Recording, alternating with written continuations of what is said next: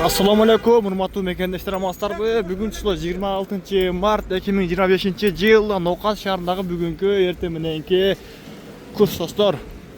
Бүгүн рубль кандай болуп калды? Бирден лайкты басыңыздар, комментарий жакшы ой пикир калдырып достор менен бөлүшүп, буюрса саат 10дон 7 мүнөт өттү туугандар. Бир лайктан басып коюңуздар. Кече рубль 1.005 эле. Ал эми бүгүн кандай болуп калды экен? Чогуу көрөбүз. Туғандар, просмотр менен лайкты бир алып кетели. Сиздерден лайк болсун, ал эми бизден болсо кызмат болсун буюрса. Акча алмаштыруучу жайларда 1 сом экен туғандар, бирок бул жер жабык экен. Бирок 1 сом жазып коюптур.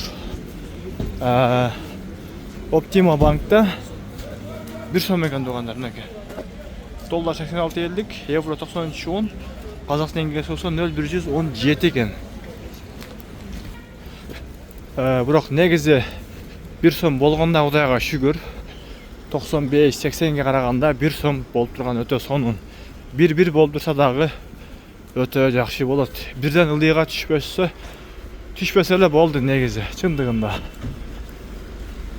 Иншалла да жакшы ниет кылабыз.